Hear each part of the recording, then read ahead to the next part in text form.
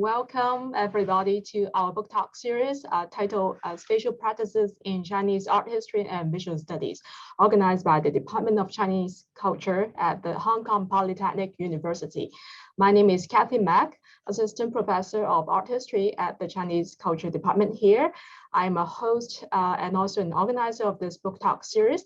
Joining me organizing this book talk series and hosting the talk today is Dr. Pan Lu, Associate Professor specializing in cultural studies, also at the Department of Chinese Culture.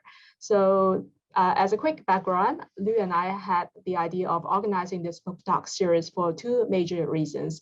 First, both of us are interested in the question of space, not only as a historical problem, but also as an analytical problem. So that's why we have invited scholars whose research, whose book publication recently have employed different methods, exploring different notions of space, such as places, notions of location, landscape, monument, cartography, geography, etc.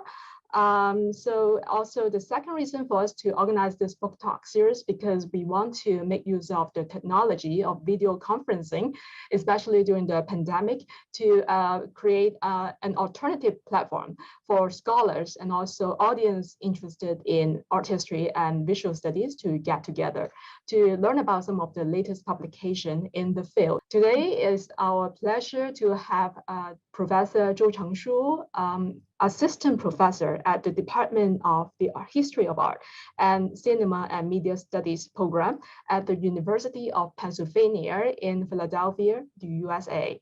Professor ZHOU will share with us her book today, titled, I have the book here with me, it's called Cinema Off-Screen, Moviegoing in Socialist China, published by the University of California in Oakland just this year, 2021. Let me now invite everybody welcoming our speaker, Professor Chenshu ZHOU today. Thank you so much, Dr. Man, Dr. Pan, for inviting me to be part of this amazing book series. I thought that was a really, really good idea. I'm very happy to be a part of it. I also want to thank everyone in Hong Kong and Asia for being here on a Sunday evening. I'm sure you all have better things to do. It is also a special honor to be giving this talk to an audience largely based in Hong Kong, because as some of you know, I actually attended University of Hong Kong, HKU, as an undergrad student from the mainland. And Hong Kong played a very important role in my own intellectual formation. So although I'm not physically in Hong Kong with you right now, this still feels like a tiny homecoming. Let me share my screen. Well, we're now all very slide dependent. Okay. I'm very happy to be speaking with you about this book. I would like to begin by sharing a few quotes. And these quotes are either taken from archival sources or from Chinese audience members describing their past movie-going experiences. The first one is a little poem published in the trade journal called 电影放映, film projection. This poem, I'll just read it as it should be clear what it means. With no fear for high mountains, long roads, bellowing wind and pouring rain, we will bring film to every village. When the wind blows, we will cover the equipment. When the rain falls, we will wrap it in oilcloth. Where there's a mountain, we'll climb over it. No matter how many difficulties we encounter, the hearts of film projectionists will not change. And as you can see, it was published in 1957. It's a poem dedicated to film projectionists. Next quote is taken from a slightly longer article from the same journal. In this article, the writer reports on a projection team from Liaoning province that had decided to incorporate material objects before their screenings to introduce new productive technologies to audiences. According to the article, the team demonstrated how to burn pests with fire while performing clapper talk, 快板, traditional oral art form. As a result, it was said, and I quote here, from schools to the production team, everyone was mobilized. They burned countless pests, which played a positive role in ensuring a big harvest. The third quote was shared by a moviegoer named Ren Ming. He was interviewed on a show called Childhood Flashback, 童心回放, that was aired on China Central Television for several years in the mid-2000s. And in this quote, he is recalling his experience attending open-air screenings as a kid. And he says, there was no fire or even a hot water bag during the screenings. We were freezing. It was so cold that we couldn't even smile. Nothing but the eyes could move. The last quote also comes from an audience member named Jia Ding, who was interviewed on the same show. And he shares a childhood anecdote that also happened at open air screenings. It's a little bit long, but bear with me. One detail that was really memorable was the last scene in the Albanian film Victory Over Death. Two female guerrilla warfighters walk toward the camera and then walk away from the camera into the distance. We immediately ran from the front of the screen to the back side of the screen, hoping to see their faces. But when we got to the other side, we still saw their backs. Somebody said, oh, they turn around. We all rushed back to the front again. It felt very serious. We ran between the front and the back just so we could see their faces clearly. What do these quotes have in common? They all revolve around film exhibition and moviegoing, how films were shown and how films were watched in socialist China. And here I define the socialist period as roughly from the founding of the PRC in 1949 to the early 90s. But they are not primarily concerned with films. If a more traditional text-centered approach to spectatorship focuses on the interaction between viewers and the filmic texts, my book is driven by an urge to understand and articulate such aspects of film exhibition and moviegoing that are often seen as anecdotal, which threaten to recede into the realm of historical trivia without a critical framework that grant them meaning. In the remaining of my talk, I will first discuss how such an approach has led me to seek two interventions in my book, one in the China studies field and another one in cinema media studies.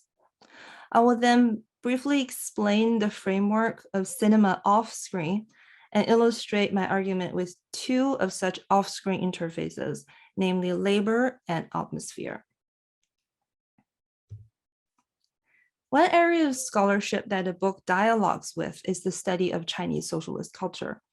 In the last decade, there has been a boom in scholarship focusing on cultural forms of Chinese socialism, including visual culture, music, model operas, literature, film, drama, dance, architecture, and museum exhibitions. I'm only showing a few examples here. Under the stigmatized label of propaganda, these cultural forms used to be dismissed and ignored by China scholars based in the West. But the recent research boom has revealed that Chinese socialist culture was born out of complex negotiations of shifting political and artistic needs and was never monolithic. While deeply indebted to this body of scholarship, my book questions the continuing focus on ideology, politics, and subject positioning in the field. Through the framework of cinema off-screen, which shifts attention from the functioning of ideology to the configuration of cinematic experience. My book stresses that socialist culture needs to be distinguished from political culture, as it was also a media culture, a technological culture, a popular culture, and a communal culture. My book also presents an intervention in the broader field of cinema and media studies. Following the so-called historical turn and spatial turn that have reshaped a discipline previously dominated by semiotic psychoanalytical film theory, there has been sustained scholarly interest in historical film exhibition. The advent of digital technologies further elevated exhibition to the heart of cinema ontology. As scholars grapple with the supposed relocation of cinema from movie theaters to various digital platforms. Meanwhile, scholars like Lakshmi Srinivas have pointed out how theoretical assumptions about spectatorship are often based in white Western experiences. Despite the growth of Chinese cinema studies as a field, there have been limited attempts to bring China into the interrogation of film theory, which remains overwhelmingly Western-centric. The one central question of my book is therefore, what can China tell us about cinema? My goal is to bring film exhibition and moviegoing in socialist China into the ongoing definition of cinema. So cinema off-screen is an approach to cinema that adopts what I would call a wandering gaze at the exhibition site. My book argues that cinema communicates and generates experiences through quote-unquote off-screen exhibition interfaces, by which I mean anything but the film itself. An interface is a point or boundary of interaction. An interface mediates. Off-screen exhibition interfaces are therefore material, infrastructure, sometimes inscribable, sometimes recalcitrant. There are 6 body chapters in the book, each focusing on one of such off-screen interfaces that mediate cinematic experience. I have an outline for all the chapters. They are space, labor, multimedia, atmosphere, discomfort, and screen. The first 3 chapters adopt the institutional perspective, examining how the state, through its projectionists and exhibitors on the ground, mobilized various off-screen interfaces for propaganda purposes. This part of the book relies on archival materials from the socialist era for historical analysis. The second part of the book, consisting of chapters 4, 5, and 6, examines audiences' experience and memory through retrospective testimonies. I myself, together with an assistant, conducted over 60 interviews in 2013, around 2013, 2014. In addition, I rely on memoirs, TV interviews, and fictionalized accounts, mostly published between the early 2000s and now, to access memories of moviegoing. The book is therefore grounded in the empirical, yet my argument goes beyond the Chinese socialist approach to cinema exhibition and the experiences of Chinese audiences to make a broader case for the mediating power of seemingly marginalized exhibition interfaces. To illustrate how such off-screen interfaces work, I now turn to the topic of labor. In chapter 2 of the book, I read the rural film projectionist laboring body as an interface, both an infrastructural interface connecting films to rural audiences and an ideological interface foregrounded for attention and celebration. The working of this laboring body is best observed in a particular kind of discourse that proliferated during the early socialist years in the forms of newspaper articles, poems, including the one I cited a moment ago, drawings, and photographs. This discourse consists of representations of projectionists' often arduous journeys delivering films to remote villages. It can be found in major newspapers like People's Daily, 人民日报, or popular film magazines like Mass Cinema, 大众电影, or a journal like Film Projection. I utilize that journal quite a lot for my archival analysis. But to give you an example, here is an article from People's Daily from 1960. Raising a Screen on Big Bad Mountain tells the story of the #3 film projection team of Pingli County, Shanxi Province, which has to take a challenging journey to bring cinema to a remote mountain village that can only be accessed on foot. Fired up by the determination to reach their destinations, the projectionists endure cold weather, rain, fatigue, and hunger. They walk across freezing rivers, carrying heavy equipment as their lips turn blue. According to the article, the worst part of the trip to one village deep in the mountains is an area locals name Leech Slope. Blood-sucking leeches had stopped several previous attempts of the projection team to go to the village. And it was not until the Great Leap Forward when the projectionists were encouraged to try again and finally succeeded. This is another example with photos showing a famous all-female projection team from Laishui, the three sister projection team from Laishui, Hebei province, traveling in the mountains. Such travel narratives and images throw into sharp relief the need for film projectionists to function as part of the infrastructure of rural film exhibition. Post-49 rural film exhibition in the PRC was characterized by a contradiction between need and reality. On one hand, the state strived to quickly expand film exhibition networks in the vast countryside of China, which had so far remained largely untouched by cinema. This sinification project was motivated by both the belief in cinema as a propaganda tool and the Maoist ideal of serving workers, peasants, and soldiers, which mandated culture be accessible for the revolutionary masses as well as be educational. On the other hand, rural China lacked the basic infrastructure for film distribution. There were no theaters, few roads for automotive transportation, and extremely low electricity coverage. In this situation, rural mobile film projection teams were called on to be the logistical solution to problems of transportation and infrastructural deficiency. A projection team was typically made up of 2 to 5 people. Projectionists traveled by tractors if they were lucky and resourceful, but most often they traveled by tricycles, hand-drawn carts, or horse-drawn carts. And in mountainous areas, they might be forced to travel on foot and use mules or carrying poles for transporting projection equipment that included at least a projector, a power generator, a slide projector, an amplifier, and the film reels. In the absence of more efficient means of storage or transportation, the delivery of cinema relied heavily on projectionist manual labor, which became a link or an interface in the cinematic apparatus of distribution. It also meant that the threat of cinema not reaching remote audiences was quite real.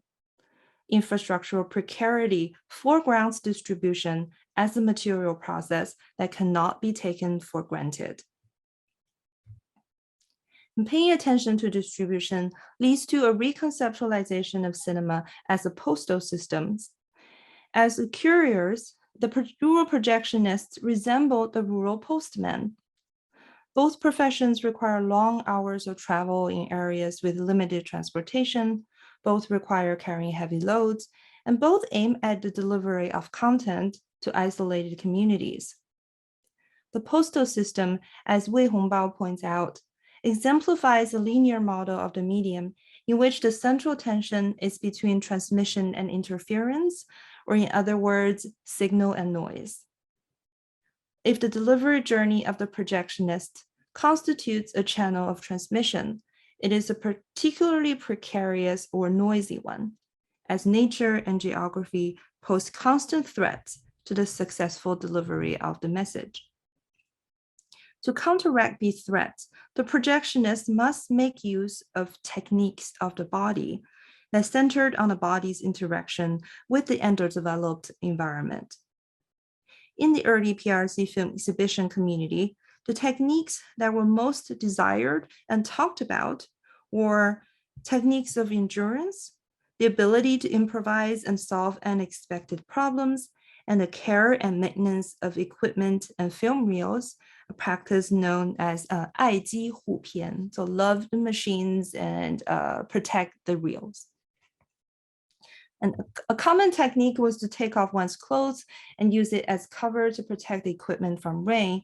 This is an illustration from the journal Film Exhibition, again, a film projection, which comes with a poem that writes, dark clouds roll and storm is coming. One hurries to take off clothes, rather shivering in the rain than letting the equipment hit by a drop.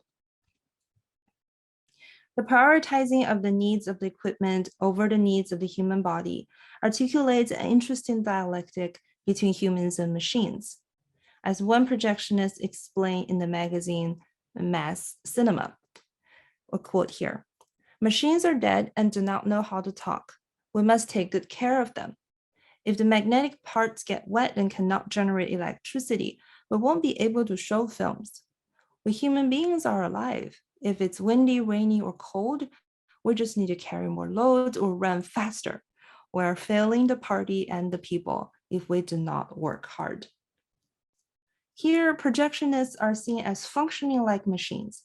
They're expected to ignore their bodily needs to achieve machine-like consistency. But the human body is also described as superior to machines, which are rather fragile, easily damaged, and requiring the protection of humans who are more malleable and adaptive. In line with Mao's voluntarism, which recognizes human actors as the ultimate decisive factor of history, the view expressed here is that the projectionist, rather than the mechanical apparatus, is the motive force of the exhibition system. What is equally significant is that the infrastructural role of the rural projectionist was not merely acknowledged, but widely publicized and reiterated with detail, turning film projectionists into cultural protagonists and very often heroic ones. Travel narrative of projectionists on the road draw attention, in particular, to a socialist ethos of labor that celebrated hard work, sacrifice, and the resilience of the human body. In post-49 China, this ethos was embodied in the figure of the model laborer, frequently celebrated through regional and national model laborer campaigns. In narratives that describe their difficult journeys in the countryside, film projectionists are essentially promulgated as model laborers, distinguished by high productivity. In this case, it would mean the ability to screen more films for more audiences.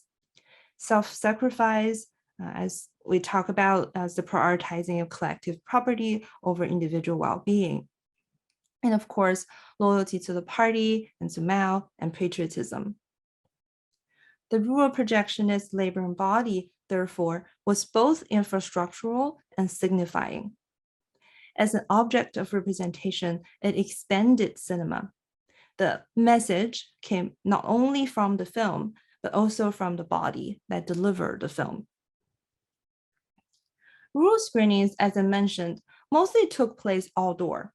In urban areas too, the effort to increase access resulted in the spreading of open-air screenings in parks, work units, universities, and communities. The popularity of open-air screenings in socialist China can be glimpsed in the many post-socialist films, songs, fictions, and personal essays that dramatize and memorialize open-air screenings. Here, I'm only showing a few examples. On the left, this is a film from 2004 called Electric Shadows. A large part of the plot, as you can see on the poster, revolves around open-air screening. Yu Dong's song, open-air cinema, 露天电影院 from 1995 was very famous as a folk song. And then on the lower right here, this is a screenshot from a short film by Zhang Yimou. It's his contribution to the 2007 anthology film called To Each His Own Cinema. So for this anthology film, a lot of film directors from all around the world contributed short films about moviegoing. But in fact, Zhang Yimou and also Chen Kaige, they both contributed and they both decide to focus on open air cinema. So the second half of my book revolves around open-air cinema as a distinct exhibition paradigm or dispositif. One interface I highlight in chapter 4 is atmosphere. I argue that open-air cinema foregrounds atmospheric spectatorship, a mode of cinematic experience that does not privilege the film as an object of attention, but is instead characterized by presence in an environment. I'm treating atmosphere as an exhibition interface. Compared to theatrical film exhibition, which is often taken as the standard in Western film theory, open-air cinema does not occupy a segregated space carefully designed for a single purpose. With a porous boundary, it is opened up to the surrounding area and to the flow of everyday life. The spectator's entire sensory field is enlarged. In addition to the screen, the spectator might see stars, trees, the shapes of houses. They might hear the chirping of birds and cicadas and feel the temperature drop as the screening goes on. Since there's no projection booth, the act of projection also becomes highly visible and audible, competing for audience attention. Along with the porous exhibition space, open-air cinema introduces a variety of contingent factors that might interrupt viewing. Natural elements such as wind, humidity, rain, heat, and bugs could all affect both the projection apparatus and the well-being of audiences. One manifestation of the porousness of boundaries could be seen in the ease with which a viewer slipped in and out of the role of a viewer. Here I have a soundbite from one of my interviewees. Let's hope the sound plays all right. 我们一般都觉得这什么破电影，看是不看也没事儿干，还是得看。也就是站在后头，站累了找个地儿歇会儿。其实就有时大家甚至就在后头聚一堆聊天了。有一单没一单的，不一定是看电影。在前头人多了，我们到后面去看反的，很随意的。Mrs. Zhou is one of my interviewees. She was sent to the countryside to be re-educated with tens of thousands of Chinese youth in the early 70s. But being an avid movie fan since her childhood years in Beijing, she actually had watched almost all the films that were shown in the countryside during the Cultural Revolution, and the films were not attractive to her at all. But open-air screenings invited, as she says, a very casual attitude toward the films, especially allowing people in the back row to embrace a freedom not typically allowed in movie theaters. And for the impact of contingency, let's look at this blog post by Ma Weizhu, who's a famous art connoisseur and curator in China. There were two things that we feared about open-air cinema. One was wind and the other was rain. If it was just a breeze in the summer or autumn, it was still pleasant. But a strong gust of wind of level 4 or 5 could turn the screen into a monster that kept sticking out and sucking in its belly. The heroes on screen would look like they were limping up and down, laughing, and then immediately crying. Whatever the film was, it became a comedy. If it drizzled, everybody would endure through it. Only when raindrops became so dense that a sheet of water appeared in the light beam shooting out of the projector would everyone rush to leave. There are interruptions in multiple senses. In addition to literally sending people away as suspending screenings, natural forces could interrupt the film by transforming it into something else, a comedy, for example, calling attention to the infrastructure the seemingly immaterial cinematic image is indebted to. Due to the open, porous, and unpredictable environment, concentrated, uninterrupted viewing is simply difficult to achieve in an outdoor setting. Movie theaters minimize distractions so that a spectator can concentrate their attention on the film. By contrast, open-air cinema magnifies sensory inputs beyond the film. Nature, the exposed screening apparatus, and the community audience all produce sight, sound, smells, and sensations that amount to an immersive atmosphere that surrounds the spectator. I use the term presence to describe spectator in such an environment. Presence is different from what film scholar Francesco Cassetti has called attendance. In attendance, the experience of a place, typically a movie theater, and the social situation of collective viewing converge to activate a gaze, including a capacity to listen. What is important, Cassetti emphasizes, is that, quote, one exposes oneself to film, that one concentrates upon it and follows its unfolding, unquote. Presence should also be distinguished from distracted or diverted viewing, which still privilege the film as the central object from which the spectator's attention is distracted. Rather, being present in an environment is to have an all-around sensory and affective experience of an atmosphere. Presence does not take objects, let alone privilege one object among others out of the enveloping surroundings. When we think about moviegoing as presence, we zoom out from the screen to consider viewers' embodied interaction with the entire surroundings, of which the film may constitute a big or small part. What did this mean when cinema was supposed to be a tool of propaganda and political education in a socialist context? I find clues to this question in the concept of 看热闹. Those of you that speak Chinese here will know that 看热闹 is a very common everyday phrase, but it may be hard to translate. I know some scholars translate 热闹 directly as hot and noisy. That's what it literally means. Most commonly, 热闹 is used to describe public places or events that bustle with noise, activity, and excitement due to the gathering of large crowds. For example, Lunar New Year parade will be 热闹, street market too will be 热闹. 热闹 describes an overall atmosphere and is highly valued in Han Chinese culture. There's really no equivalent of 热闹 in English, whereas English can describe discrete elements, noises, level of activity, crowd, etc., that contribute to 热闹.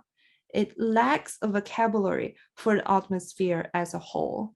And for this reason, I prefer not to translate the term into English and use the Chinese original. And 看 means watch. If you see two people fighting in the street and then you go over to watch them, that's a classical example of 看热闹. There's curiosity, but it also implies a sense of nonchalance that you don't really care. Therefore, the onlooker mentality has been severely criticized by intellectuals like Lu Xun as a national flaw. In addition, 看热闹 is used to refer to the act of viewing without comprehending beyond what is immediately obvious, as in the saying, 外行看热闹, the outsiders or the laymen would only see the 热闹, what is on the surface and unessential. Whereas 内行看门道, the insiders will be able to discern the underlying principles. 看热闹 was a term frequently evoked by my interviewees to describe their participation in moviegoing. It's not hard to see why a film screening would be a 热闹 occasion. Because open-air screenings attract large crowds, it is often likened to a festival. In rural areas, open-air cinema could call to mind village ritual operas. For a rural viewer, the cinematic technology might have been new, the atmosphere of 热闹 was not. 看热闹 also describes an interesting spectatorial disposition. Here I want to show a number of quotes from my interviewees that mention 热闹 or 看热闹. Back then, it was so boring in the countryside. There weren't many activities. You wouldn't go dancing or anything like people do nowadays. Watching movies was the entertainment. It was 热闹 to watch. At our age, we didn't know much. It appeared no more than 看热闹. It was fun. At that time, I was basically illiterate with no education, so I couldn't understand much.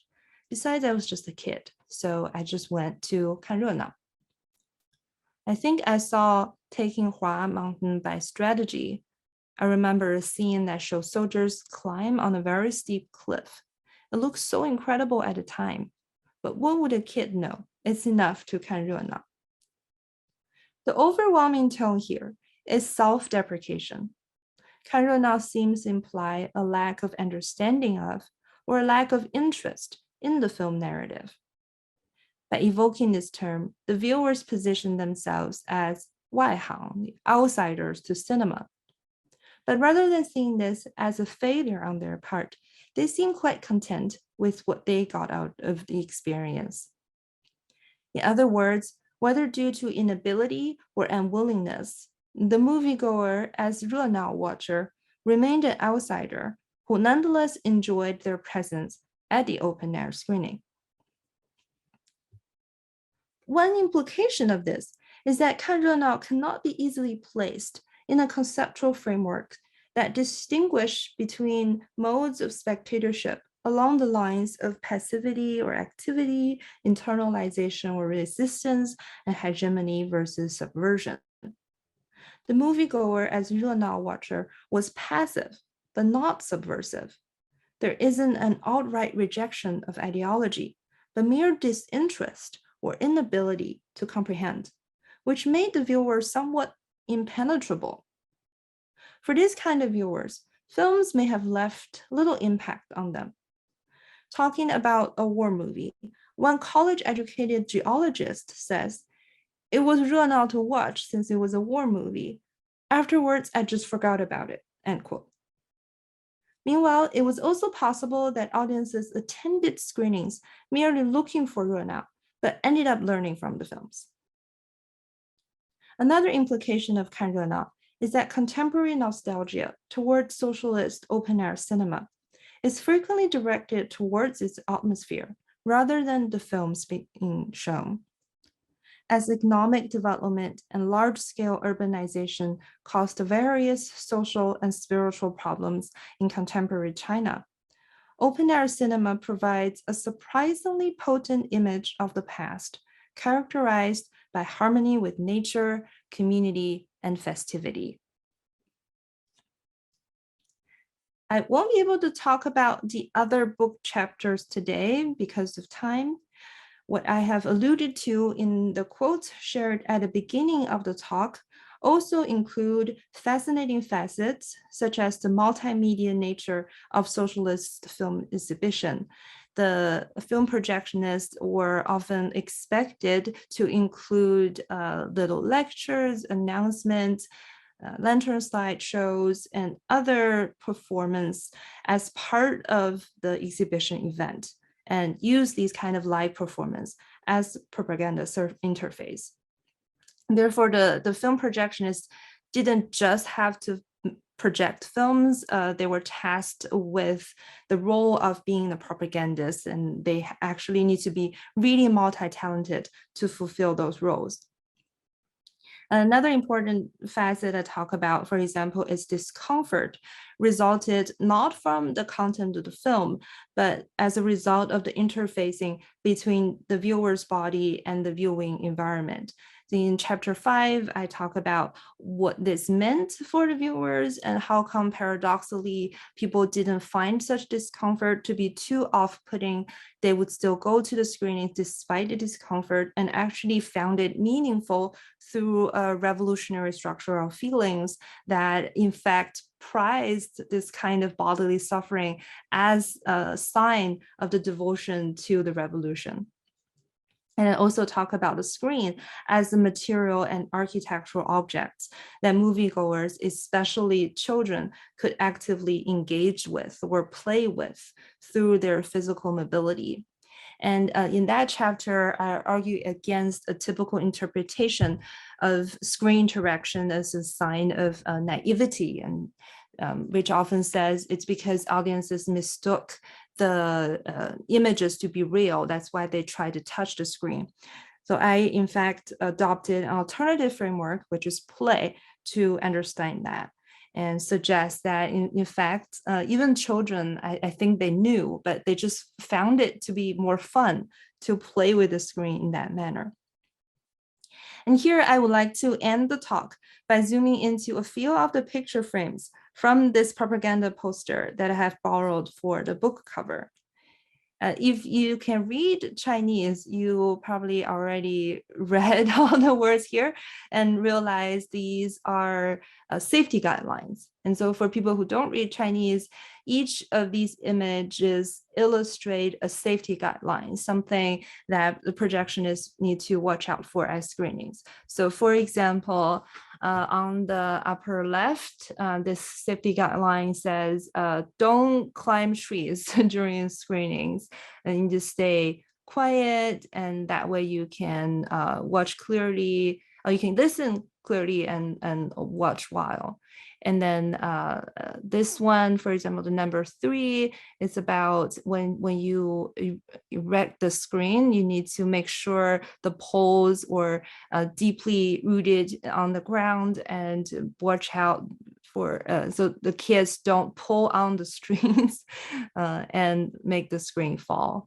And this one, for example, is about watch out for people trying to steal gas. And this one again. So looking at these, a lot of these safety guidelines really target children because they're disciplined. They're really not disciplined, right? Okay, safety issues, in fact, are not part of my discussion, although I think it is very important. And film history were driven to a great extent by safety guidelines and safety concerns in various forms, but that's a topic for another time. But for today's purpose, what particularly resonates among these images is that wandering gaze, that the images are directing us to not look at the screen itself, right, but to look off screen. While the film screen is either relegated to the background or kept out of the frame, the safety-minded observer pays attention to what unfolds off screen to ensure the smooth running of the film. It would of course be wrong to say that what is on screen has little impact on cinematic experience. What I hope my book can achieve is to remind readers of the agency of such off-screen interfaces and to show how, at least in some circumstances, such as an open-air screening, the off-screen may play a bigger role in defining cinema than film. So thank you. I'm really looking forward to hearing your thoughts and questions. Thank you very much, Chenshu, for the very interesting presentation. I've learned a lot from your talk, especially on rethinking what cinema is and what are some of the analytical angles, which you call interfaces, right? To interpret cinema when it is being, films when they are being screened outdoor. So from your talk, you made a few quotes saying that some audiences felt film watching outdoor can be a different experience, especially some of the films are actually quite boring to watch. So it seems that it has given us a new thought to think about film in socialist China is actually not a very much an effective propaganda, because traditional scholar will look into the text or the story of the film, how the film are put together. But based on your talk, it seems that the outdoor environment, which is less controlled, can be very distracting, to the audience, and the film are boring to watch. So how would that ideas change the way we think about or to investigate film, not only in socialist context, but also maybe in a non-socialist or in a contemporary context? Oh, okay, I can respond. I like what you said about the propaganda not being successful.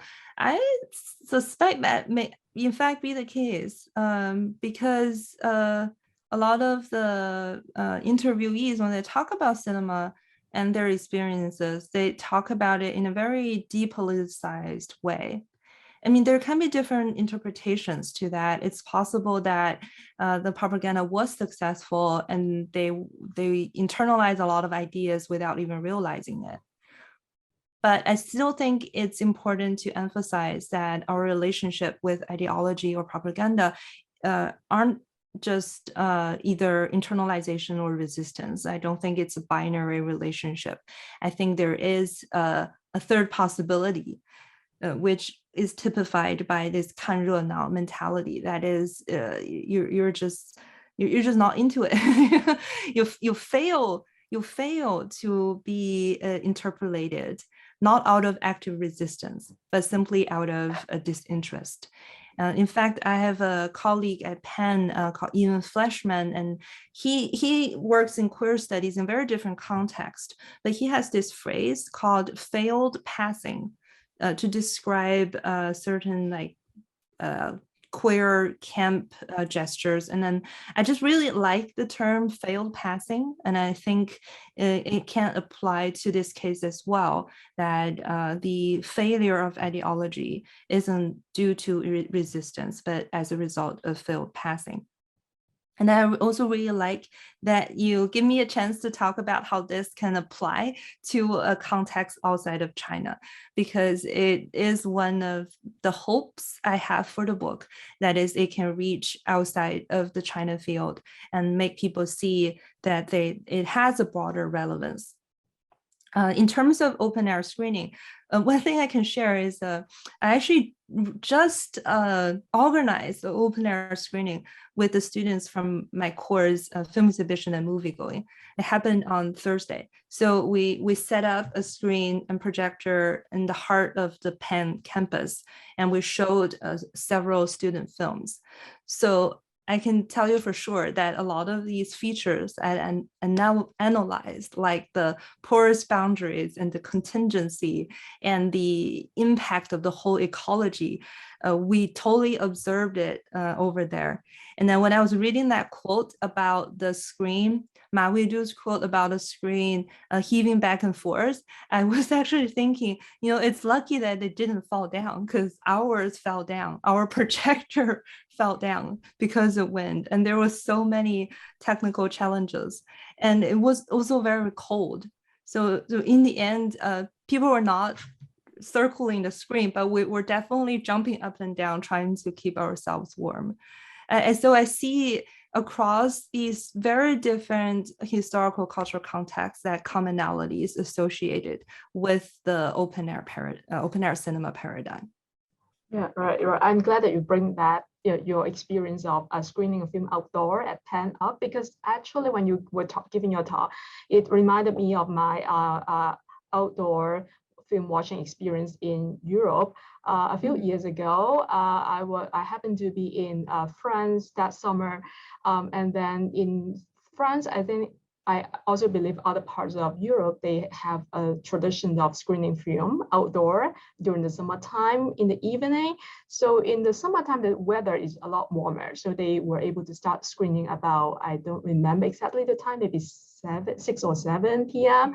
But as the West time move on to the early fall, they need to end the outdoor screening event because the temperature drops a lot. So I was wondering if you have a sense of the geography of outdoor screening in China, because China is just such a broad, it's such a large country. So the temperature in southern China would be very different from the northern China over the year. So I was wondering if you have found any relevant data to give us a sense of that geography. That's a great question. But interestingly, I found evidence that screenings continued even during the coldest month in the coldest part of China.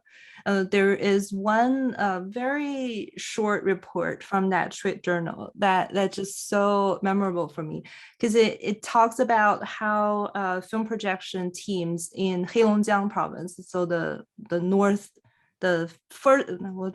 northmost province in China, how they were urged to continue to show films around the Chinese New Year time.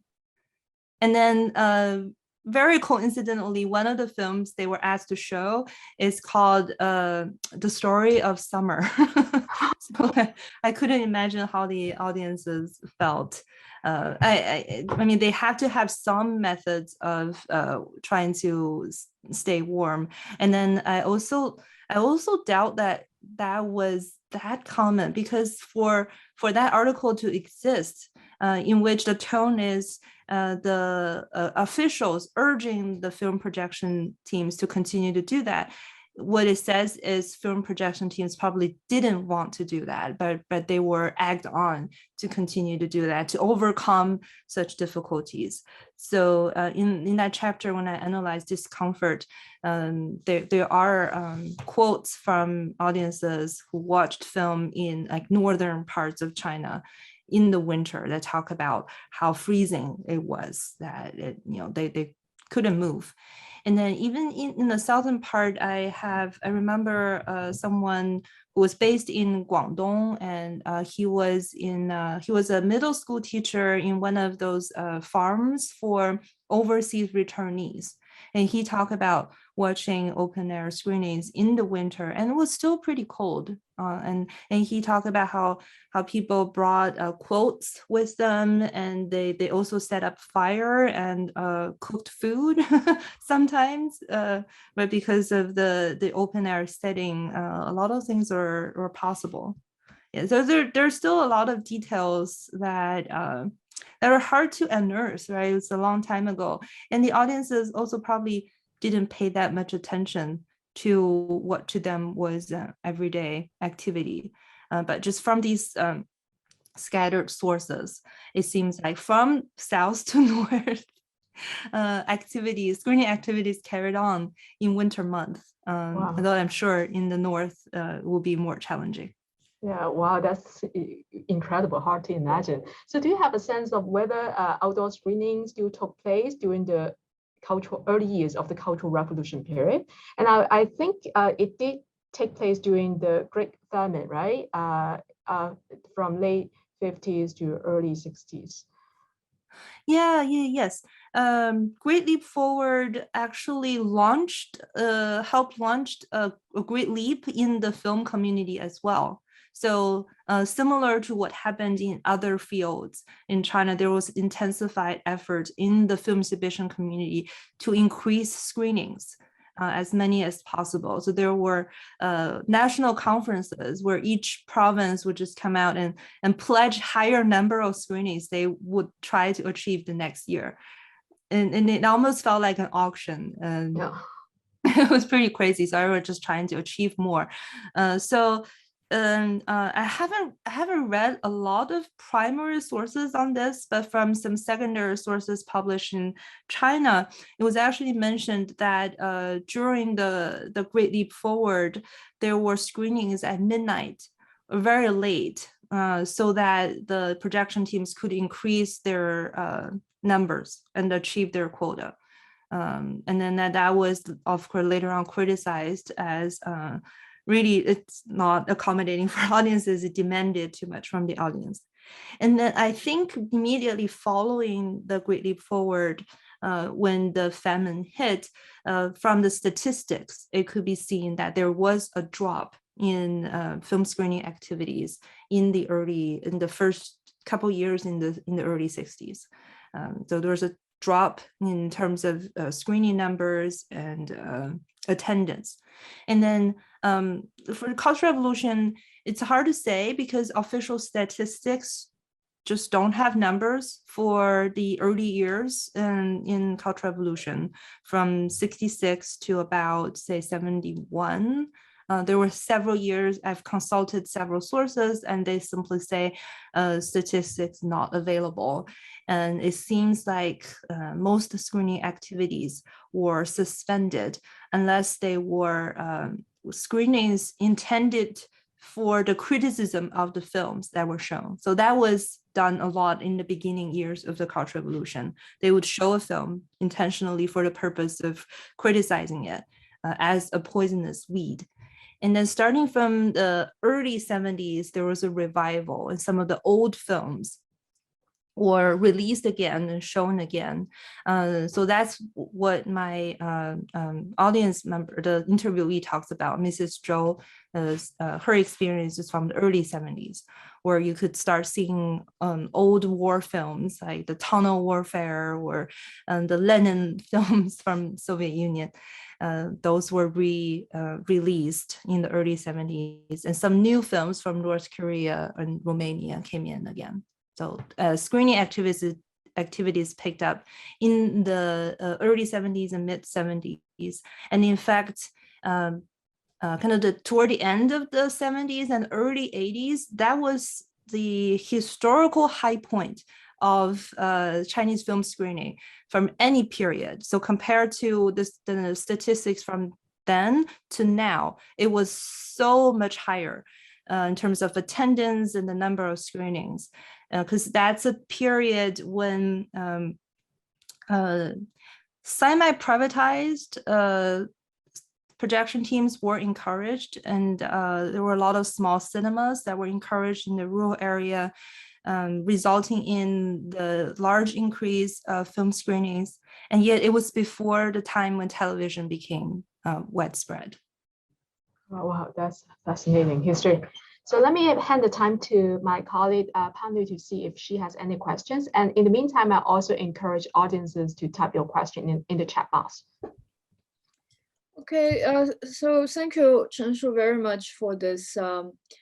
Not too long, but I think it also already tells us a lot about how interesting this book is. I recently also read this book. I think you mentioned it too, by Brian Larkin, about the Nigerian cinema. I think somehow you also are trying to do at least some kind of same thing, that you are not focusing on this text, like you said, the semiotic text of the film itself, but the experience, the history of the movie-going experience, including the environment, the infrastructure, the labor, and everything involved. And so I think it's really timely and really important for not only film studies on China, but also, I mean, it's a global cinema history. So really congratulations. I don't really have a lot of questions. I just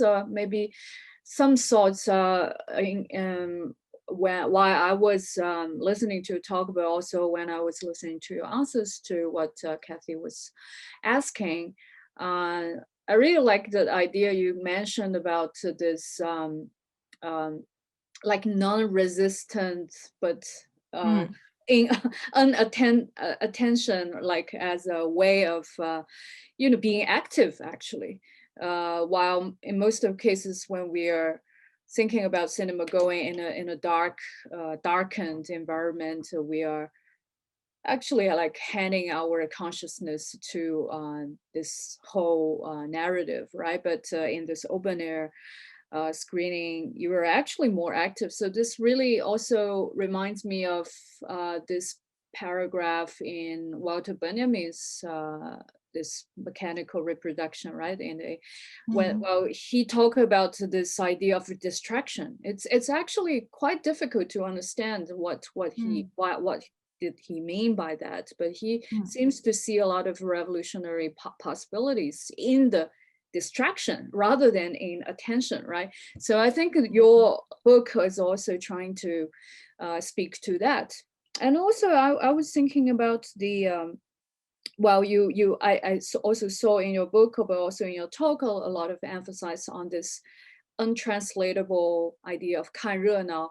And we also have the similar, I think a similar term like 看热闹看戏, it's like 没戏了, or how 戏, how I even don't think we can just translate 戏 into theater in this case, because for example, open air screening really resembles this occasion of like communal stage performance, right? This kind of performativity in the open air screening is is continued because when we talk about early Chinese cinema, we always talk about the connection between opera, like a Peking opera or any kind of local opera, or even this shadow play, you know, peeing kind of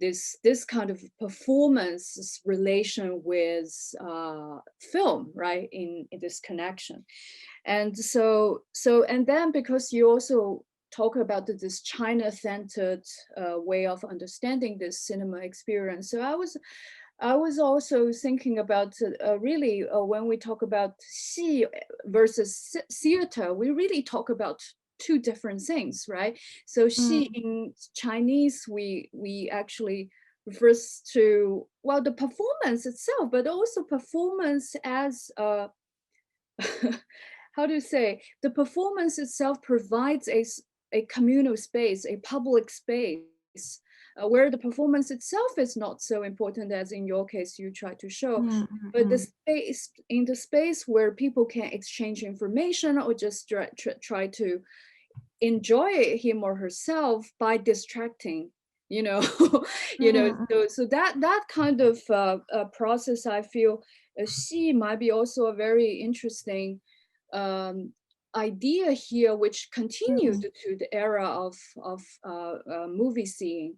While in the Western, so I was trying to think about, in German, there's a term, if I directly translate it into English, it's called "don't make any theater."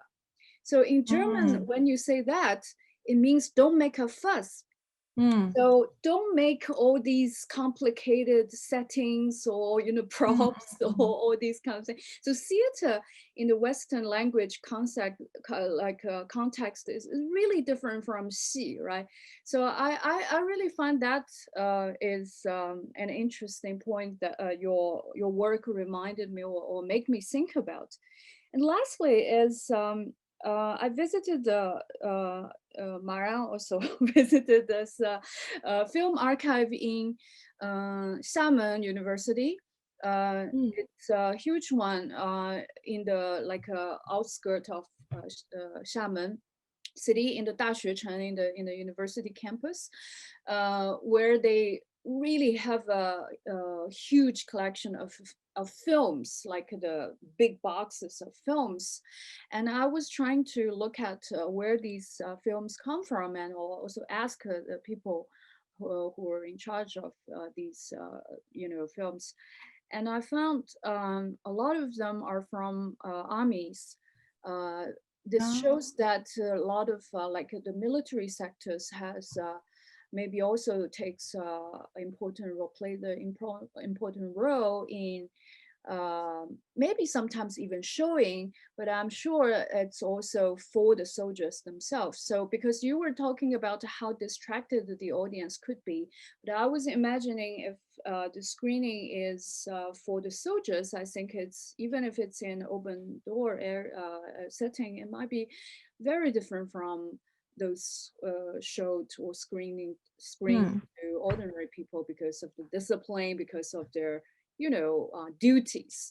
So I'm just curious if you have seen any of these examples, you know, that can be talking about in vis-a-vis those other cases you mentioned. That's all. Yeah, thank you. It's a very interesting book. Yeah. Thank you. Thank you so much for all these very, very thoughtful comments and questions. I don't think I have a lot of insightful thing to say about the xi. I think that's a great point. And also remembered in Cantonese, right? When you say go watch movie, you say tai hei. I still remember a little bit. So it's very interesting. I need to think more about that. But I want to address the first point and the last point. So the first point is interesting that you're going back to Walter Benjamin talking about distraction.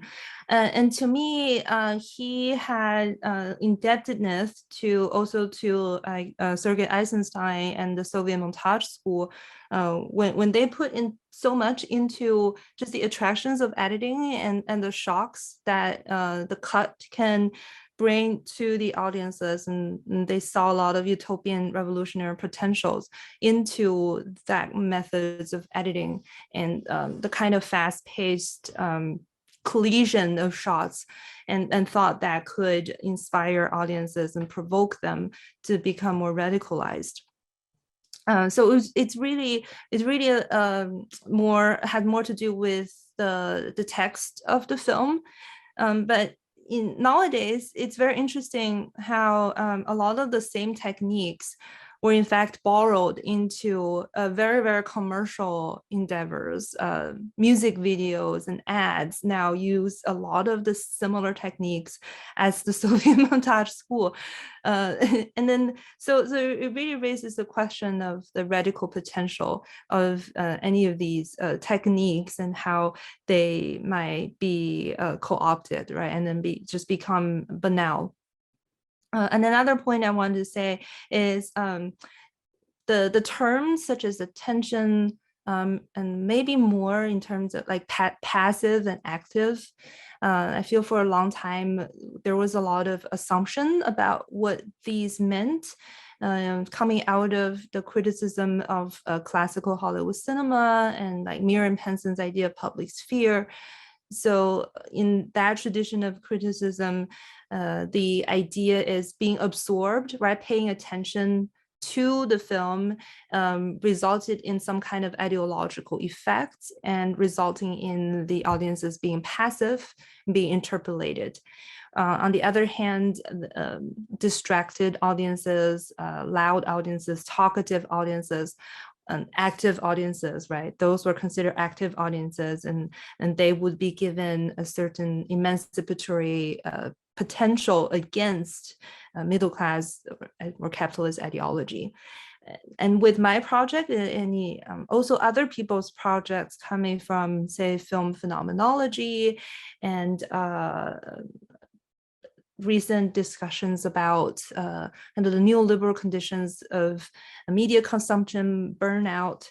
What all these converge to is we must avoid such immediate identification between ideology and passivity, or mobility, physical mobility, being identified with activity. So things are in fact just more complicated. And especially now, sometimes I feel staying awake during a film is a lot of activity for when you're exhausted, right? But that kind of mental cognitive attention would have been thought as not active because it limited your physical mobility.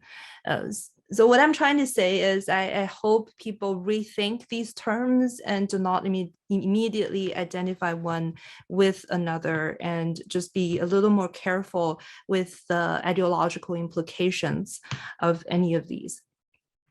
And then about the last point, I'm glad you asked about military screenings. So in fact, at that time, when I did interviews, I had an assistant who was an undergrad at the time, and she came from Xinjiang. Her family had a lot of ties with the military corps in Xinjiang. Of course, like nowadays, looking back at my interview choice from only this group in Xinjiang, I feel it's very inadequate, because she only helped me interview people within the military corps, and most of them were Han Chinese who were relocated to Xinjiang as part of the military. So I wish I had actually talked with more ethnic minority audiences. But this small group of interviewees did give me insight into military screenings. So one memorable story or anecdote from one of them is that he talked about how it was indeed very disciplined during military screenings. And he said they all had to sit in the same posture, and they all have to roll up their sleeves onto the same place on their arms. And then everything they do to sit down or stand up, they had to do it by order, right? So everything is in unison. So really very disciplined watching, and film screenings were also regularly conducted in the military as part of their political education. So a lot of war films were shown, and they were integrated into the whole ideological efforts in the military. But that the interviewee that talked about the sleeve rolled up to a certain place of the arm, what he said is that although it was so disciplined and it seemed so stringent and not flexible or enjoyable at all for probably most of us, he still found watching movies to be relaxing and very enjoyable. I guess compared to military training, at least during the movie, you could sit down and you could relax a little bit inside. So I found that to be fascinating. And then I can see more research being done in this area as well, because military were in fact a big organizer of film projection teams and projection activities. True. Well, just very quickly, while you were saying this reminded me of one experience I had a long time ago in Shenzhen when I went to a piano concert. And I don't know what happened, probably because there were not enough tickets sold out to ordinary audience. So when I went to this piano concert, actually a group of soldiers were organized to come to the concert hall. Mm-hmm. And to sit down and to listen. I'm not sure what happened at that time, but I find yes, military organization, like armies organized a lot of spectatorship even in the outside of their own territory. Yeah, in China. Mm-hmm. Okay, thank you so much. So we have from one audience several questions. So maybe I can read that out. Thank you for the fascinating talk, Professor Zhou. I wanted to ask if there were any variations in the film shown across China, both in terms of choice of film and process of film exhibition. For example, was film exhibited in, say, Inner Mongolia any different from that in more urban areas? Oh, okay. So there was, in fact, a big rural and urban difference in what kind of films were shown. In fact, Paul Clark has an article, I believe it's called the Closely Watched Viewers or something. It's from a few years back. It's published in Journal of Chinese Cinemas that talk precisely about this rural-urban divide. And he uses a source he found in Hunan. And all the different branches of the China Film Corporation who were in charge of distributing films, they kept these source books that talk about what kind of films were released, in how many copies, in what format.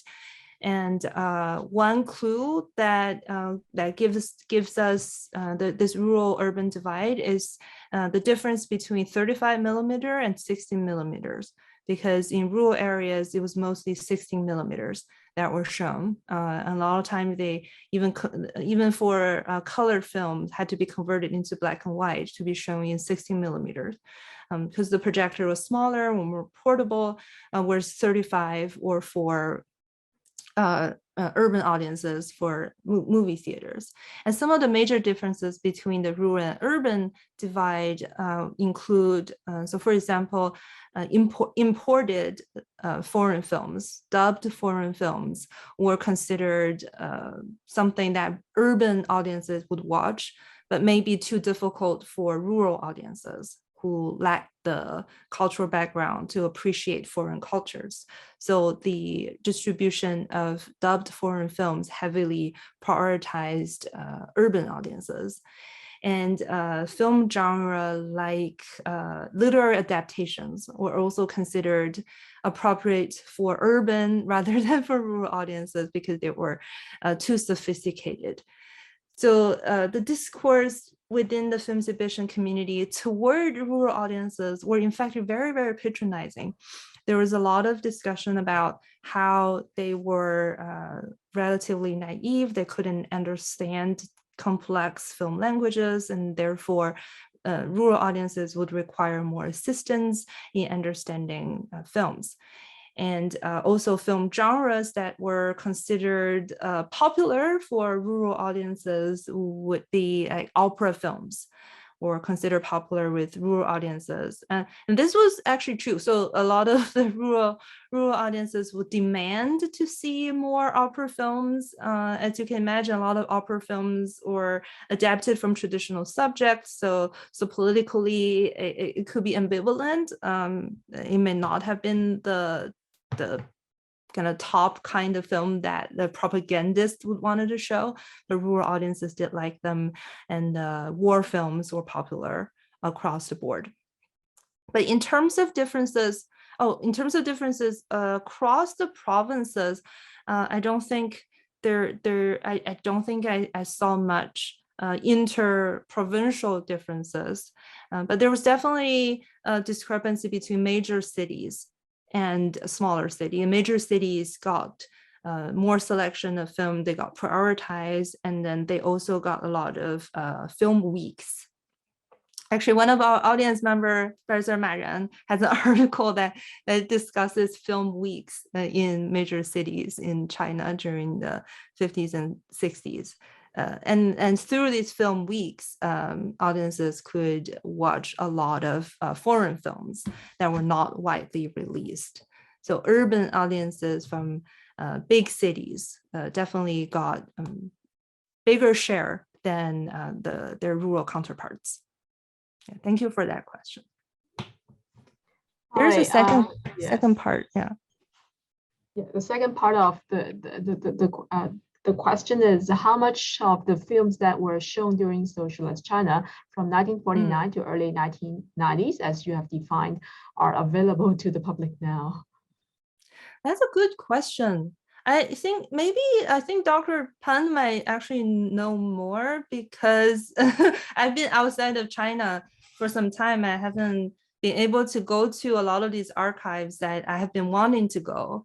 Like the one in Xiamen University. And also I know artist Qin Dao, who Dr. Pan collaborates with, also has a personal collection of a lot of films. So I've actually been meaning to check out these collectors that actually have film, celluloid film. I know there's a collector in Shanghai that also has celluloid film. So I think in general, feature-length films, fictional feature-length films are more readily accessible. I think many years back, there was a company, Cao Jiaren, that somehow got hold of a lot of these, and they released a batch of DVDs of a lot of these feature-length films. So those are relatively more accessible, and you can also find them online. On Bilibili, for example, YouTube, there are a lot of these fictional feature-length films. But in fact, I myself have been very interested in watching more newsreels or science education films, short films from that period. And for those, I'm really not sure. I don't think they're that readily available. China Film Archive might have a lot, but I want to dig into those kind of films. So not fictional, not features. There were a large quantity of these films made, but they have been understudied by film historians, and there is a need to look at them more. Some of them are also available. Bilibili, for example, has an amazing array of old films. It's quite incredible what digital platforms can do for the recirculation of old films. Yeah, but a lot of archives that I would like to check out. And then if anyone in the audience knows any clues for where we can find more of these films, please let me know. All right. Also, just one thing, I also, apart from these big film studios made these documentary or like educational film, I also saw some people, not necessarily in China, they have those kind of orphan film so-called, that you cannot really identify who made them, where it comes from, and you know, and they were the copies of them as physical existence was just accidentally found, you know, somewhere. And these are also really fascinating things to look at. So yeah, just want to add this. Oh, I'll just add another thing. I actually found a website where you can buy a lot of these footage. So someone had somehow just has a lot of these and they uploaded to that website. You can have a preview without paying for them. So they will have a watermark and then you can watch part of it. But if you want to watch the whole thing, you have to just buy them. But I actually, on that site, I forgot the name of that site. There were a lot of these socialist education or newsreels circulating on them. They're very interesting too. So is there any more question from the audience? We also welcome audience to maybe type your question in Chinese or in Mandarin because our speaker can speak the language. Right. Okay, sure. Anne, could you please unmute Maran?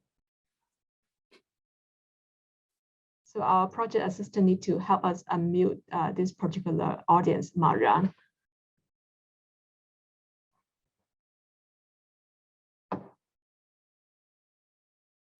Okay, are you unmuted now?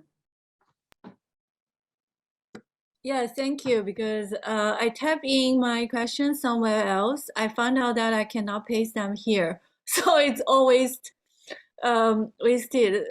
Sorry about this, all this fuss. And thank you so much, Chenshu. Congratulations on the new book. And I really learned a lot from this really fascinating presentation as well. But forgive me if my question's a little bit unorganized. So there are mainly two parts of more like comments. The first part is because I'm from Yunnan, but you know, there are many ethnic minorities. And it was not until recent years when I occasionally visited a regional film collection center in South Yunnan that I realized that, like consciously realized that due to my lack of training as a film historian, that I realized, oh yeah, the film screened in this remote ethnic minority areas were actually dubbed in ethnic languages and so on and so forth, right? So contents aside, I'm wondering whether it's possible for you to elaborate a little bit more on the part that you also mentioned about in your book regarding the use of language and the kind of film lecturing and so on and so forth. Because I guess you mentioned about the soundscape or linguascape of the movie-going and projection experiences. So I'm wondering when we have this kind of different areas and when we have this different spectatorship, whether you have more to share with us. And a second question is kind of for fun. I'm just thinking about whether you have thought about the post-socialist era regarding the potential cinema off-screen. In terms of, sorry for the lack of better term, like rejuvenating, reinventing the effective and atmospheric modes of analog movie going. Actually, I saw somebody, might be your students from the class you mentioned, posting the screening experiment you did on campus on Douban. So now I yeah, so now I know it's you guys' experiment. So anyway, yeah, thank you. Sorry about the two questions. Yeah. No, thank you so much for asking these questions and give me a chance to to talk more about the first one. Yes, I didn't include anything related to the linguistic aspects in this, but I do I don't mention too much about it because my research on ethnic minority film spectatorship was very limited, but I know people are doing more work in this area now, so I'm very happy about that. But one thing I do remember from the sources I've looked at is how film projectionists oftentimes in rural areas were called on to play the role of translator as well, right? They were very multitasked and multi-talented. So I think in some cases, the local distribution branch of China Film Corporation would dub the films into ethnic languages, but in some cases, this task also fell on film projectionists. And then it's not just a matter of mediating between Mandarin and ethnic languages, it's also Mandarin and all kinds of vernacular languages and local expressions. And if a more formal term was used in the film, the projectionists were expected to translate that into local language that local audiences could understand. And then I also remember an article that talked about how film projectionists helped just translate entire films into Korean in ethnically Korean dominated regions in Northeast China. So a lot of these mediation between national agendas, right, national discourse, and local or communal ideas and discourse, it was done, was supposedly done by film projectionists. Of course, the sources on how much they actually did was limited, right? Because most of the articles on that I could find in journal like Film Projection talk about what the projectionists should do, the normative conceptions. I'm sorry, my son has been yelling. I hope you haven't heard too much about that. Okay, so that's the linguistic aspects of that. And also through linguistic aspects, I think the broader question really is between the kind of the negotiation between nationalization or national conversations and what is local and communal. And in addition to this kind of translation activities through slide projection, for example, that's another way that the local voices could be expressed through projectionists' creation of lantern slides and their illustrated lectures with lantern slides.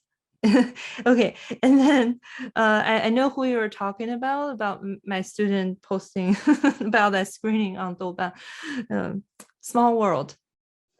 The reason why we did that screening, my students, when they proposed the idea, they had particularly in mind using films made by underrepresented students to question Penn's tradition of privilege.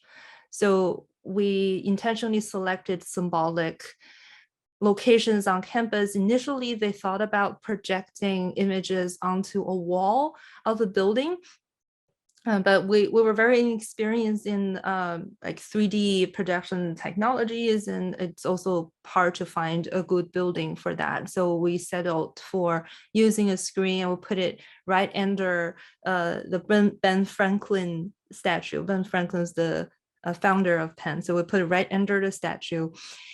So the idea is there is a conversation between what the university used to stand for and what kind of diverse cultures we hope to bring to the community. And then we were also hoping by having the screening outside in a centralized location where people walk by, people would just stop by and see what's going on. So we didn't need to advertise the event or trying to hope people to come particularly for the event. So it became a way of public intervention. But the attendance, I think, was okay, and then there were in fact people that stopped for a few minutes and they watched a little bit, and then they went away. And then there were also puzzled passersby who was like, "What are you doing here?" It didn't make sense to them. And in terms of revival of analog offline exhibitions, my students are actually very optimistic. They did a project on film exhibition in Philadelphia, and some of them looked into movie theaters that had been dead and then brought back to life several times, and they were optimistic about the future of these spaces, and they definitely think there is a need, right? People still have desire for this kind of gathering offline to have that experience of liveness and togetherness. And in China, I mean, commercial movie theaters has been going on really, really well, right? In terms of box office. So I don't think there's any worry about movie theaters disappearing in China, because China is doing so well. Elsewhere, where the pandemic is still ongoing, it's hard to say. But I actually see widespread optimism. People think there is something about this that cannot be replaced by streaming. Right? There's something about it.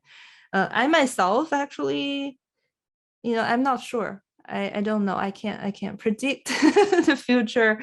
What I saw during the pandemic was, in fact, open air screenings were revived because people were worried about going into movie theaters. So it created an opportunity for open air screenings.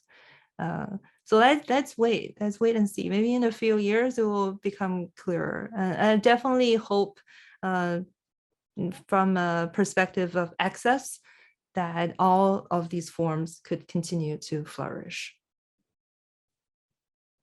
Thank you for all the questions and also Dr. Zhou's response. There's one question coming. Is it a question? Let me see. I think this is the last one due to time constraint. So thank you for the wonderful sharing. The book cover is quite intriguing, displaying informative messages about the safety protocol of screening. Wondering how you decided to use this design, and does it speak something about technical infrastructure? Thank you. I actually shared with Kathy a little bit. I was looking for some image for the cover, and then I found this poster being sold on Kongfuzi.